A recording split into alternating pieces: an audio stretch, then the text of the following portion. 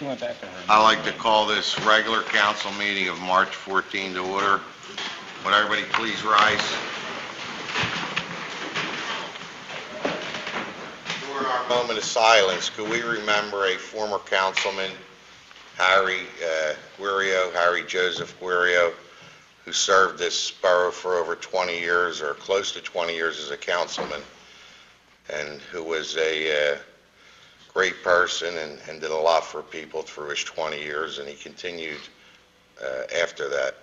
And I'm recommending to council that we bring Mr. Guerrio's family in to Borough Council and honor the family for his 20 years of service sometime in May or April. So let's just remember him in our prayers.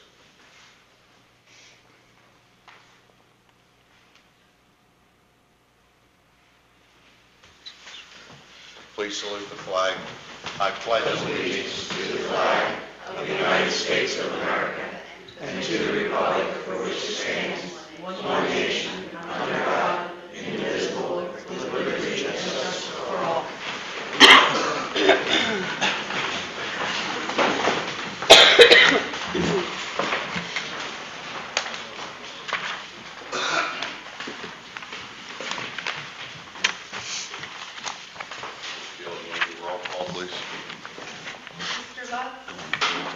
Ms. Cullen? Here. Mr. Trinnell? Mr. Rodriguez? Here. Mr. Musi? Present. Mr. Sabatini? Here. Mr. Flensky? Mr. Di Giuseppe? Here. So as I was saying, to our moment of silence, Mr. Dillon, if you can get a plaque for Mr. Guerrio and have Maria contact the family, his daughter Maria, and notify the rest of the family I would like to be here for. If you can get it for April, be fine, if not May. Okay, at this time, I'm going to open up public participation. Anybody on this side of the room would like to speak, please go to the podium and state your name. Hello, I'm Greg Pezza, member of resident of the East Ward. And I wanted to speak a little bit about last week's meeting. I was a little disappointed actually in last week's meeting. Obviously the borough televises these so the public can be enlightened on issues that are happening. But based on the level of dialogue during last week's meeting, I think it was a little more confused than anything else with what actually came out. So I'm here to share my views as a resident of the town and the East Ward about the garage issue from last week. First of all, I'd like to say that Borough Council is not made up of engineers, architects, or attorneys, and that's why we hire experts in town to do so. So my thought process is once you make a policy decision to pursue a project and you hire paid professionals, you either take their advice or you fire them if you don't like what it is that they're doing. And in my estimation, your professionals have done their due diligence and have represented themselves well thus far. They've been grilled on the topic, and I think they've responded well. So with regard to the motion under consideration tonight for the garage, I think it's prudent to approve the next step. And I think it wasn't clear what the next step was last week.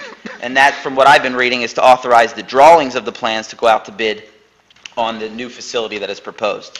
It's only then that you'll know what the true cost of the project is.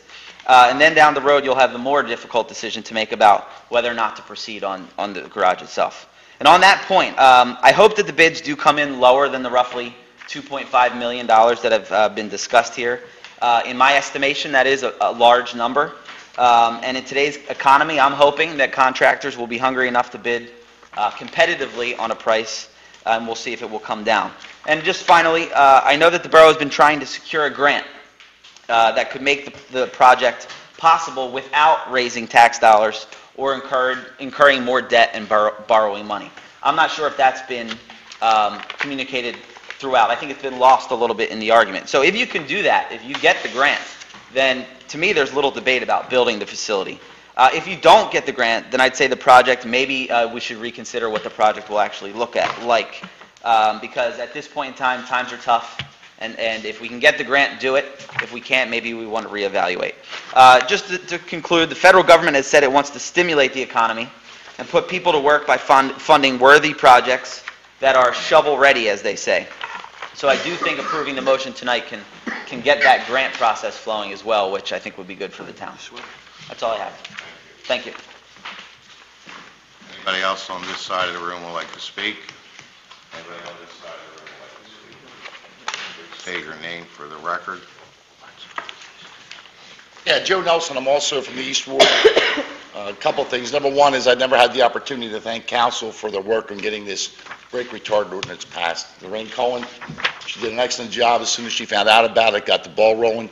Jim Dillon, Maria, and their staff, and notifying PennDOT and getting the applications for the signs, notifying the trucking companies, the chief of police who did the research on the signage in other towns that have the ordinance, and then council as a whole for their expeditious handling of this matter. It's going a long way to improve the quality of life for people on the gateways into our town, and that's all they're looking for. So that was my first issue. Thank you from everybody. I know the people in Green Lane appreciate it. My next issue is about this borough maintenance garage. Unfortunately, I had pressing family matters last Monday night, and I couldn't be here. But I made this special meeting on the maintenance garage. I try to attend every meeting I can. And though I may not be physically present here, if I'm not physically present here, I'm watching it on TV or my computer the next day as soon as it's posted. There seems to be a lot of intentional muddying of the waters when it comes to this project. And I think it's done with intent, and it's done with a matter or method to try to confuse the voters out there or the tax-paying public. And I think it's unfair to everybody. I made the statement 4 years here ago that what's worse than an uninformed voter is a misinformed voter. And this misinformation is getting out there. Why we chose the site to stay where we're at, why we have to put this superstructure in the ground to support it. Why didn't we go out and get another site? I talked to the people, and these are the concerns. And I tried to explain to them that if we go out to another site and bought a piece of land, that land would come off the tax rolls. It comes off the tax rolls, the school board loses out, we lose out. The land down here, if it's not being used by us, whoever, it has virtually no value. You couldn't resell it because it's in a floodplain. It has the same remediation problems that they would have to put the same type substructure in to support the building and the trucks and equipment that it's designed to hold. So, like Greg said, we do have professionals here to tell us what we need to do. We have to listen to them. We all hope the bids come back much less, and if we look at the past history in the past 2 years, they have. Whether it's the project back here, or if it's the project that we did with the roads, the bids have always come back much lower. The Justice Center up in Doylestown, the bids come back much lower than anybody ever expected.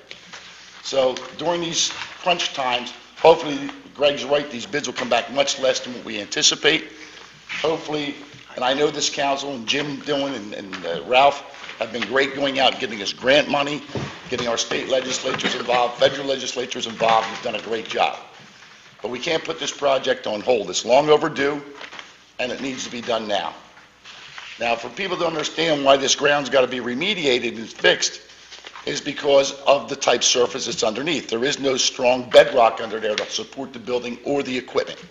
Subsequently, we got to reinforce it. So what they're going to do is drive pilings down and build a substructure subsurfacely to support the weight of the building, all the equipment, the people going into it.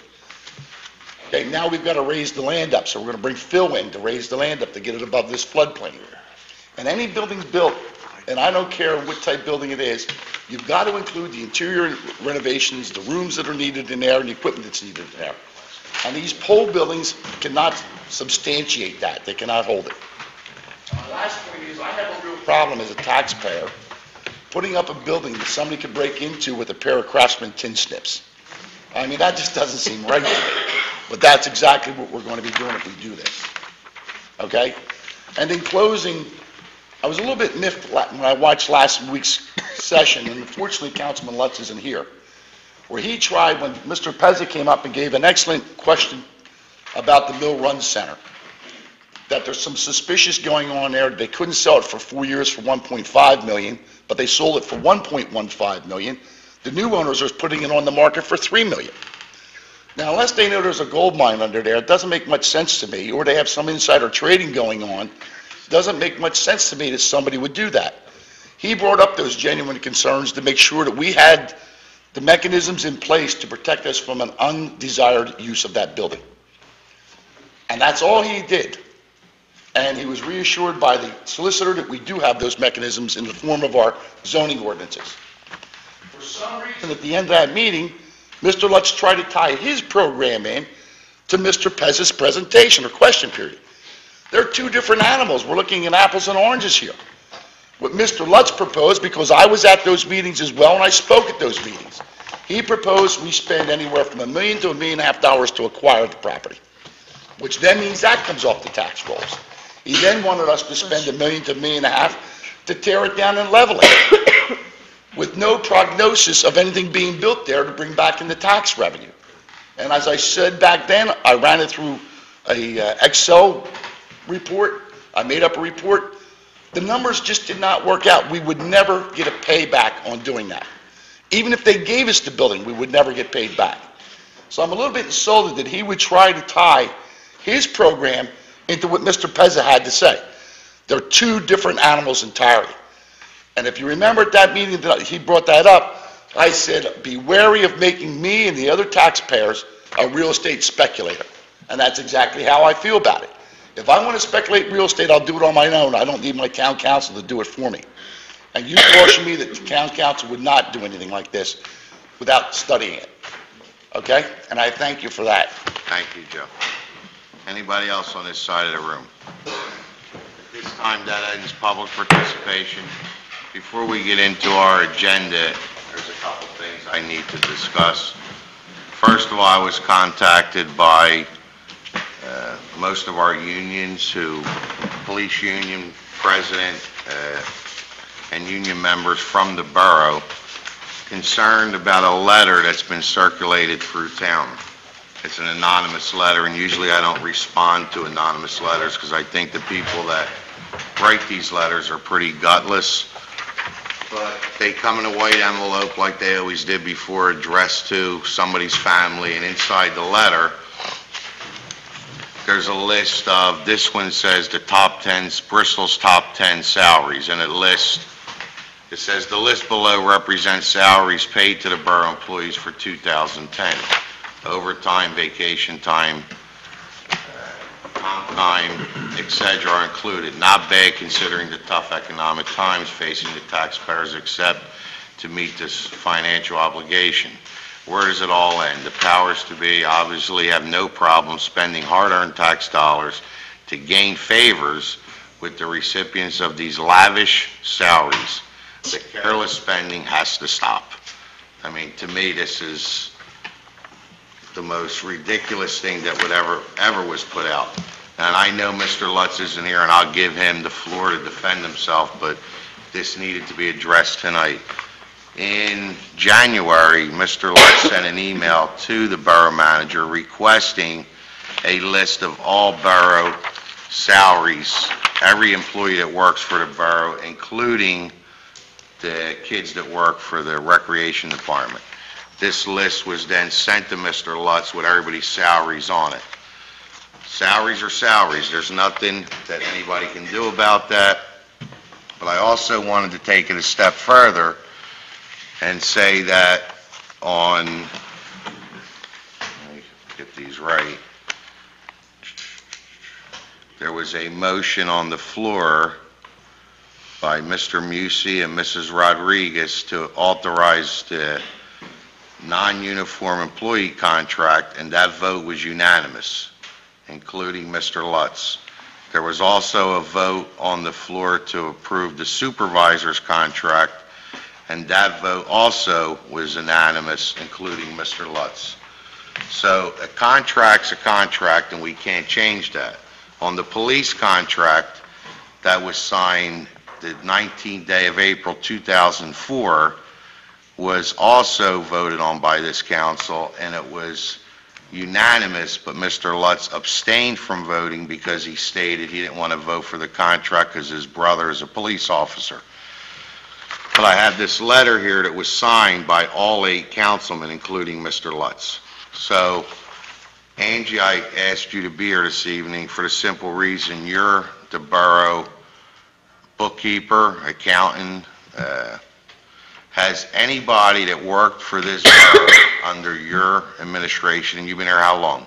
Almost 5 years. 5 years. So you were here when we negotiated the new contract for the employees, not the police contract. That's correct. Has anyone got paid extra money that's not in the contract? No. So everybody gets their pay every week. Yes. And when they put these salaries out there, these salaries don't include if a police officer comes in and says, I want to cash in 30 sick days, or I want to cash in something and get one lump, a check. That goes on top of what they're making. That's correct. So the numbers that are given here are just numbers that nobody even knows what they're, really where they come from. But everybody in this police department and borough employees and supervisors all get paid according to the borough contract. That's correct. That's all I want to know. So if Mr. Lutz wants to put out these anonymous letters, and I am accusing him of doing it, and I'll give him the opportunity to prove me wrong, but when only one council person requests this information and it becomes all over Bristol, if he didn't put it out, then somebody he's given this information to is putting it out. And to me, that's a cheap shot at the borough employees who work hard every day for this borough. Everybody's entitled to make money. Nobody said that they're doing it for nothing, but when it snows and they're out there during the night snow plowing and things like that, and they're making overtime, or there's an accident and our police officers are investigating an accident or a homicide or whatever's going on, there is overtime included. But I think the biggest thing that nobody explains is that the police department, when they're doing drug work, and that money is reimbursed through the county drug enforcement program. Am I correct, Angie? That's right. So they may get a lot of overtime, but we get most of that money back, That's right. or all of it back. Correct, Chief? All of it. All of it. Okay, the last thing I want to put to rest is this Public Works building. And again, I wish Mr. Lutz was here, but our engineers are here tonight to finalize this. And it really comes down to what's making the right decision for the taxpayers of this town. So I spoke to Kurt, and Kurt put together a quick presentation that we're going to try to go through to explain to the taxpayers what's involved, because using this proposal for $84,000 that you can put a building up, to me is an embarrassment even to say to the taxpayers that you could do this project for $84,000. Why should you spend $2.3 million when we could do it for $84,000? Anybody, I'm talking to people after church, I talk to people throughout this town that think this is a joke for something like this, even to be proposed, that you can do a job. For people that put kitchens in or additions on their home, spend more than $84,000 sometimes to have work done. So Kurt, why don't you explain where we're going with this? And yeah, we got to put it up on the board, I'm sorry. Yeah, I'll get started here. Kurt Schroeder with Gilmore & Associates, and we're actually here to get approval from council to proceed with completing the land development process with the borough, and ultimately then put this project out for bid and see what the actual costs are. But to try to put this issue to rest and to try to get the accurate information portrayed, I put together the costs and compared it to what Mr. Lutz was saying was I'm going to his have the costs. manager, not to interrupt you, pass out a copy of what you're talking about. Do those, Kurt? The copies, Kurt.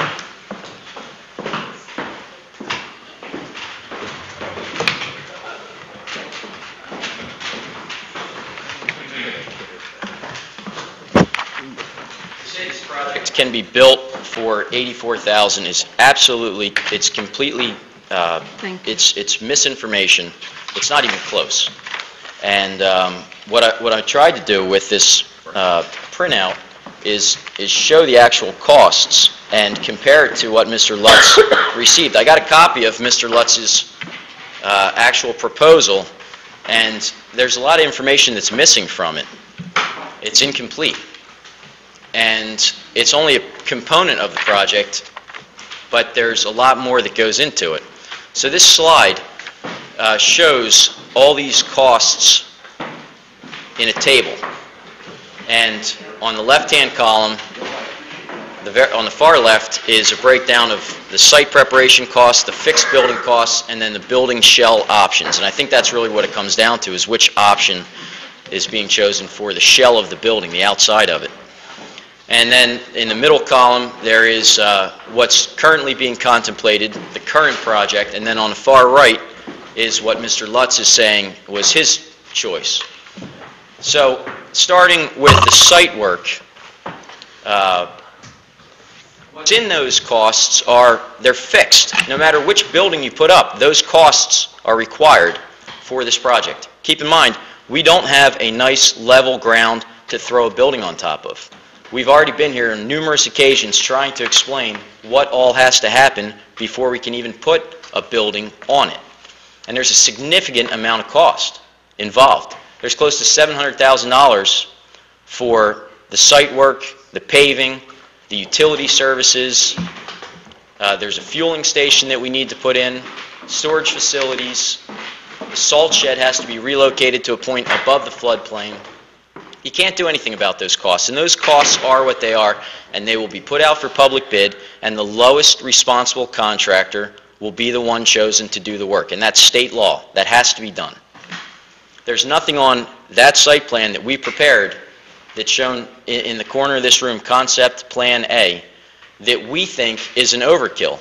We have the minimum amount of pavement, we have the minimum amount of building size and parking that meets the state, federal, and local requirements for this project.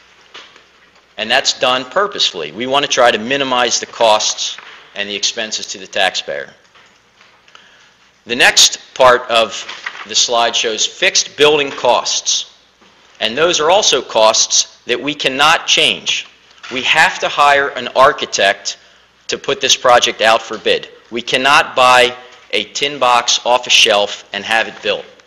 And the architect's fees are listed there, and that proposal from a new architect is actually a consideration on the agenda tonight. We have to have a concrete slab inside the building. You have to have it. That's a fixed cost. It will be going out to the lowest responsible bidder. The plumbing, the HVAC, heating system, the electrical system, the fire protection and sprinkler system, and what we call interiors, all have to be built. Interiors includes the interior walls, the interior doors. That's all a fixed cost. No matter which exterior of a building you put in, those are all fixed costs. And you can see we have a net total of $1.46 million. Those aren't an option. Those costs have to go in order to provide this facility. So to say it's an $84,000 project, these are the numbers. These are estimated numbers. We'll find out what the actual bids are after we open them when we get the project ready. But that's the type of cost we're talking about. Base bid, that's the fixed cost. Now we need the building shell options, and that's the portion of the project that Mr. Lutz has pulled out and is showing the town as $84,000. We have a few options with that. We could put in that type of a facade. This council, the borough's architect, reviewed building options and is recommending a split-face masonry building for a lot of reasons. The same reasons why most other municipalities choose split-face masonry, and we can go into them.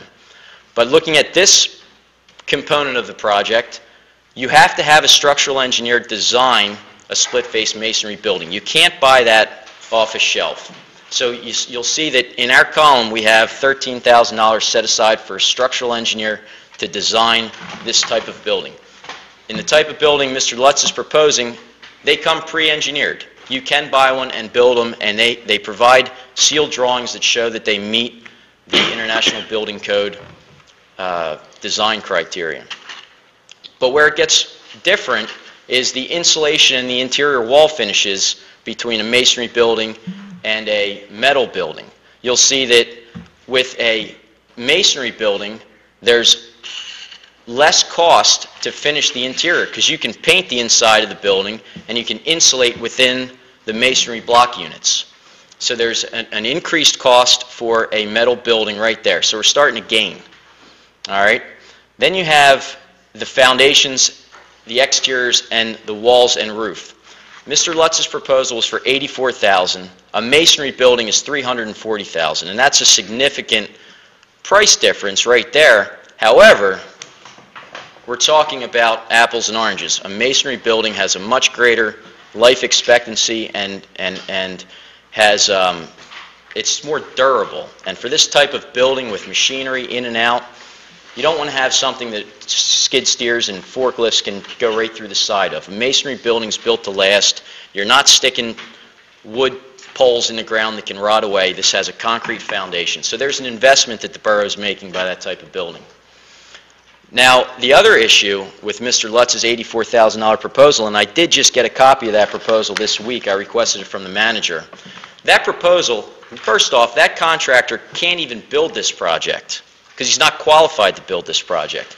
In the state of Pennsylvania, you have to have certain registrations. You have to be able to put up bonds. Maybe this contractor can put up those bonds, but it's state procurement requirements that you put in certain, you have to show experience, you have to use prevailing wage rates to pay your laborers, you have to have bonds. It's a performance bond, a payment bond, and a maintenance bond. And maybe this company can get bonding, however, that's not reflected in those costs.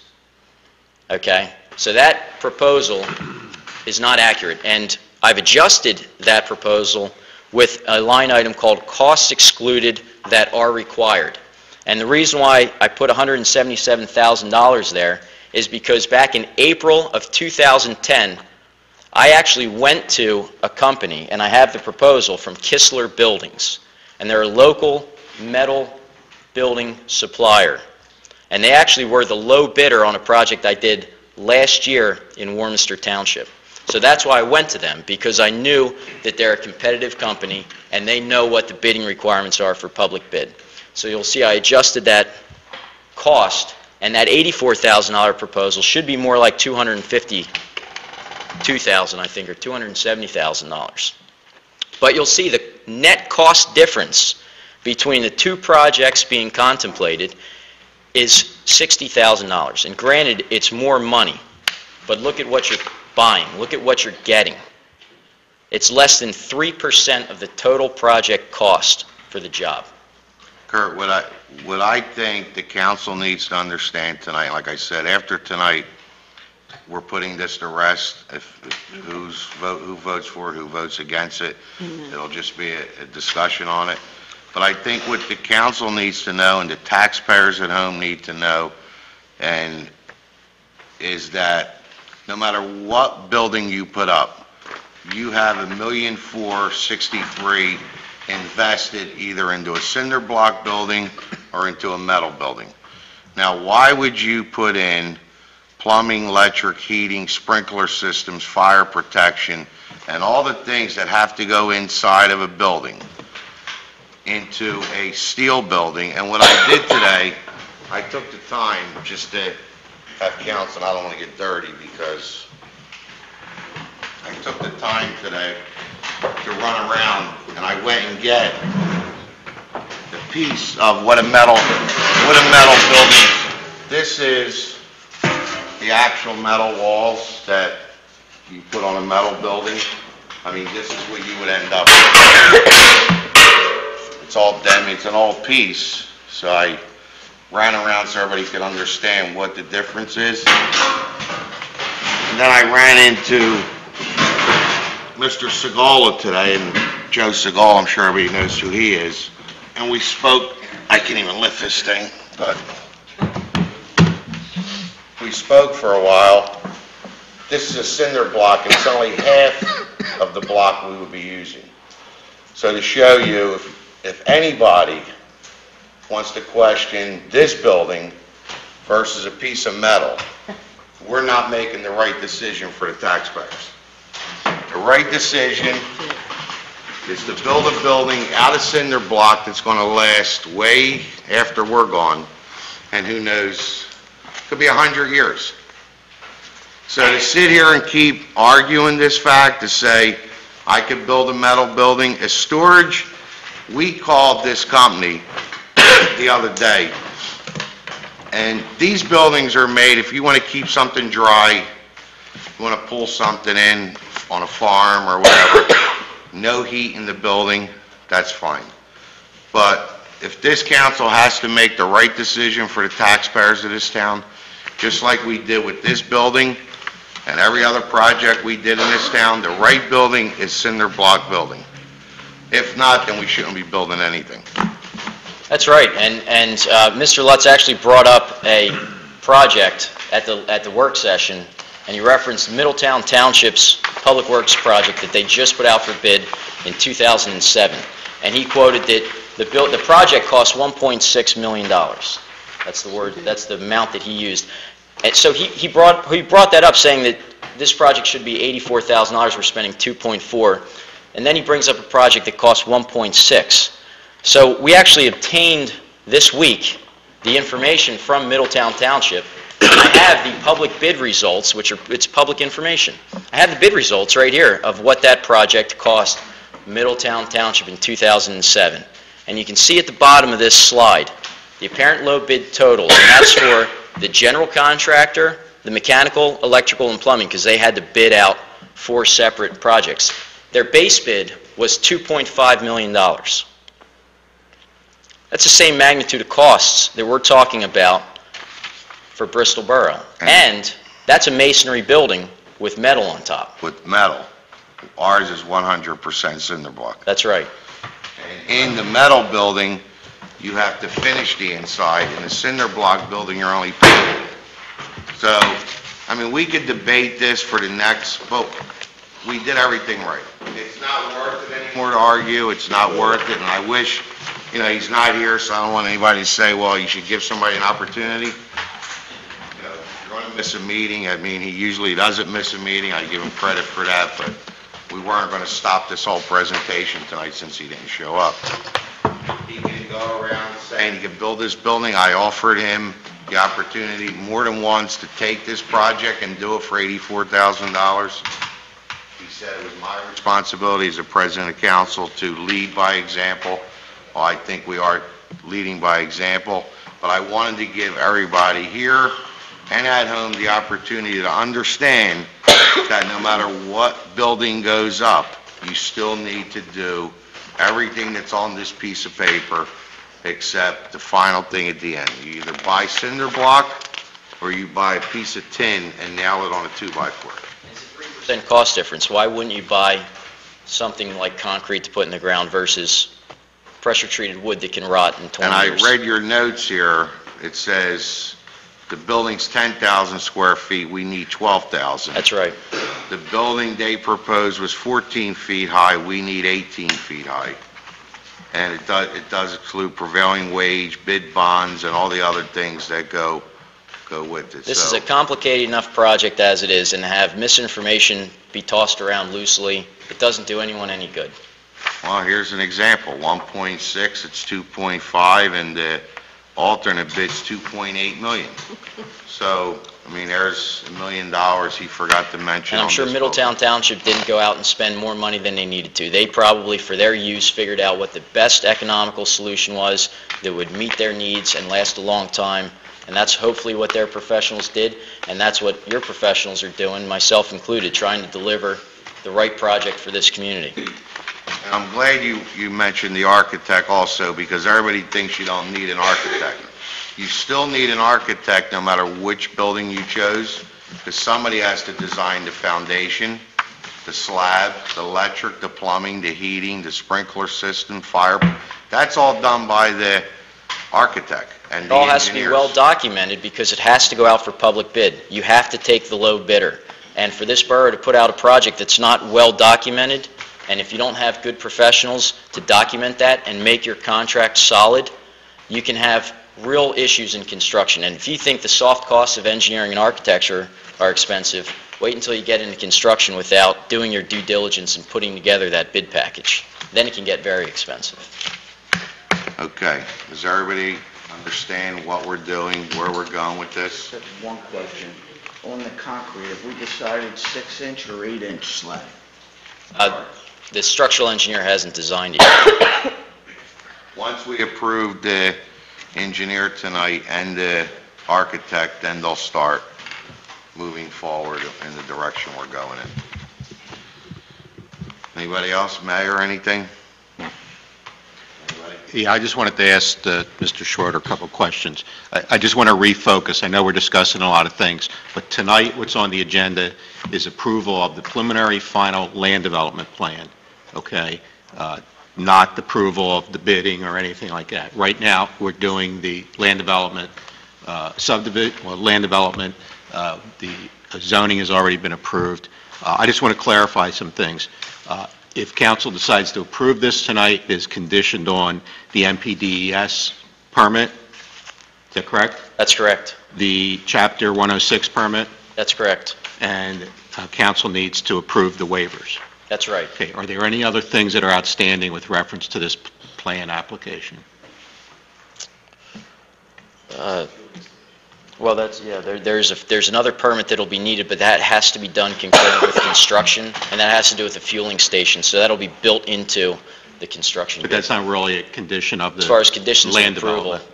that is correct. Those are the items that need to be resolved prior to. That's all I have. Kurt, thank you. You know, one other item, Mr. Council President. This not only benefits the the borough workers, it benefits the police department getting gas. It benefits everything. So, I mean, it's a multitask facilities down there. And, you know, I think what everybody needs to understand, we're building a facility. We're not building a storage shed to store something in. You're building a building that you're going to work out of. Your trucks are being pulled in, there's maintenance being done, there's snow plows. There's so much that goes on. You're building a building as a facility. If you wanted to store things, we could have put up a canvas roof and just, keep them out of the rain. We're not looking to keep things out of the rain. We're looking to put things into a building. and for years, our salt used to be just tarps, correct? Right. Now we're going to have a shed to keep it functionable through the Locate winter. the one we put in. Okay. Number 2 on the agenda. Mr. President, I'd like to make a motion to approve the minutes of February 14th and March the 7th, to accept the treasurer's report for January, to accept the police and DJ's report for February, to accept the fire chief's report for February, to accept the borough inspector's report for February, to accept the planning commission report for February 28th, to accept the HARB report for February 28th, and to accept the zoning board report for February. Second. Second by Mr. Sabatini. Any questions or comments? All those in favor? Aye. Opposed? We hold up on number 3. I meant the chief wants to explain, we have something coming through town, and if people want to get up in the morning to watch it, Arnie, you want to tell everybody what's happening? A company in Falls Township called Gamesa is going to be transporting a base portion of a windmill, probably in about 7 hours from now. We're going to be leaving Falls Township around 3, get to the borough maybe around 3:30, 4 o'clock in the morning.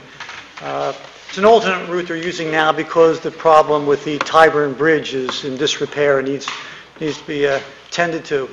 They're going to be coming out of Falls Township, taking roads Radcliffe Street through Tullytown and going through Edgeley. And then when they hit the borough at Green Lane, they're going to come down Farragut Avenue to Pond Street to Old 13, and then out to Route 13 and turn left and head down towards Ben Salem, where they'll get onto I-95 and Street Road. Their ultimate destination is a farm in Texas that's in need of this base portion of the windmill. The transport will be escorted by Pennsylvania State Police and also assisted by other agencies in the event they have any problems with high wires or low wires. They'll have people available to lift the wires up. Ballpark, it could take a half hour, 40 minutes to get through the borough at a very, very slow speed. Okay. That's why we've asked for no parking on Pond or Farragut Avenue during those hours between 3 and 5 a.m. this morning. tomorrow morning. The other thing is, our server's been down in the borough, so there's been anybody trying to email the borough today for anything, it's not working, and the meeting is being videotaped, but it will not be shown until all the server's up, and we're hoping tomorrow to have more. They're telling us tomorrow. So, again, we don't have any email access in the borough. Number 3. Mr. President, I'd like to make a motion approving preliminary final land development plan for the Public Works facility. Do I have a second? Second by Ms. Rodriguez. Questions or comments? Yeah, good. I'm Mr. sorry. Salerno? Yeah, I just want to make it clear that the approval will be subject to, I like to state these on the record, to the NPDES stormwater permit, to the Chapter 106 permit, and include a waiver, the waivers requested in Gilmore's letter of March 4, 2011. Okay. All those in favor? Aye. Opposed? Number 4. Mr. President, I'd like to make a motion to approve the proposal from the architect Hacienda Design in the amount of $53,000 for the Public Works project. Do I have a second? Second by Mr. Sabatini. Any questions or comments? All those in favor? Aye. Opposed? Number 5. Mr. President, I'd like to make a motion to approve the proposal from structural engineer Leonard Bush Associates in the amount of $12,500 for the Public Works project. I have a second. Second by Mr. Polensky. Questions or comments? All those in favor? Opposed? Number 6. Mr. President, I'd like to make a motion accepting PennDOT's offer to install a pedestrian-activated crosswalk signal at Route 13 and 2nd Avenue. I have a second. Second by Mr. Sabatini. Questions or comments? All those in favor? Opposed? Number 7. Mr. President, I'd like to make a motion accepting land development time extension request for Walmart Super Center expansion to May 17, 2011. Second by Ms. Rodriguez. Any questions or comments? All those in favor? Aye. Opposed? I got a motion to adjourn. Motion to adjourn.